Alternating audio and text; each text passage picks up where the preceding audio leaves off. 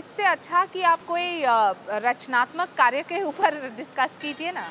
Shaina NC जी, इसलिए कि ये छोटी बात नहीं है। अगर मुंबई में मुंबई में नेता हैं एमएनएस के या शिवसेना के, अगर वो आग लगाने जैसी बात कर रहे हैं तो उनके खिलाफ कार्रवाई होनी चाहिए। हम लगातार सरकार से ये बात करने की कोशिश कर रहे हैं, सरकार से जुड़ी हुई जो पार्टियां हैं उनके नेताओं से बात करना चाह रहे हैं, क्योंकि आखिर कहीं न कहीं तो लगाम लगाने की जरूरत है। शायना एनसी जी, अगर राज ठाकरे बाहर निकल के बोल रहे हैं कि मराठा राष्ट्र भी कल को कोई मांग करे तो हमें मत कहना, इसका मतलब अब बात कहां से कहां तक पहुंच गई। तो इसका विरोध तो होना चाहिए और ये सवाल सरकार से, नेताओं से पूछना चाहिए। इसलिए हम अलग अलग दलों के नेताओं से पूछना चाह रहे हैं कि ये राजनीति आखिर किस तरफ जा रही है, जहां पानी, बिजली, बुनियादी सुविधाओं को छोड़कर हम एक नए मुद्दे तलाश रहे हैं। स्वाभाविक है, एक मिनट, सवाल स्वाभाविक है, लेकिन मैं ये कहना चाहती हूँ कि ये सेम कांग्रेस की सरकार जब एमएनएस ने पहले एक टैक्सी को तोड़ा, तब से वो बात कर रहे हैं कि हम राज ठाकरे के साथ बहुत सख्त रहेंगे, लेकिन कुछ नहीं किया। क्यों?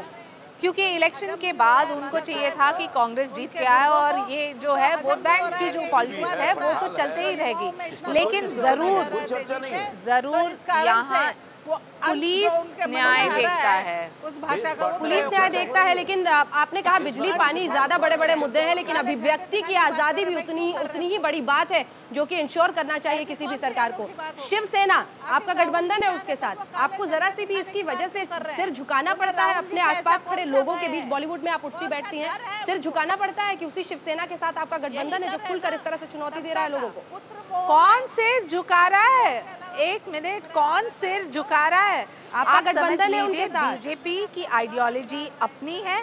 देखिए, सेना ने ये जो एक्टिविटी लिया है और जो ये मुद्दा उठाया है, बीजेपी ने उसके साथ नहीं दिया है, बल्कि आज हमारे राष्ट्रीय प्रवक्ता रविशंकर प्रसाद जी ने कहा है कि of course there should be freedom of exception.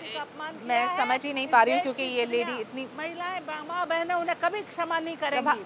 Prabha Thakur ji लौटेंगे आपके पास, एक बार शायना एनसी को बोलने दीजिए। शब्दों का इस्तेमाल, प्रभा ठाकुर जी, पार्टी के राष्ट्रीय प्रभा जी, रामगोपाल जी, बागी सांसद जी, सब लोग एक साथ बोलेंगे तो दर्शकों को कोई बात समझ में नहीं आएगी। हम सबके पास एक एक करके बात करेंगे, इसलिए मैं चाहूंगा कि एक एक करके बात करें, उससे जो बात निकल के आएगी दर्शकों को समझ में भी आएगी।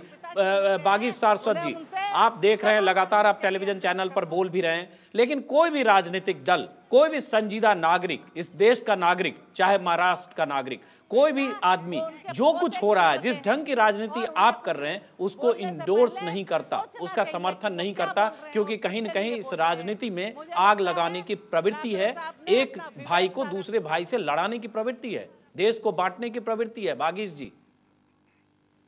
नहीं अंजुम जी, मैं इस बात से सहमत नहीं हूं। आपने जो कहा, महाराष्ट्र नवनिर्माण सेना बिल्कुल भी देश को बांटने के पक्ष में नहीं है। हम जब महाराष्ट्र, प्रभा ठाकुर जी कृपा करके मुझे बात करने दीजिए।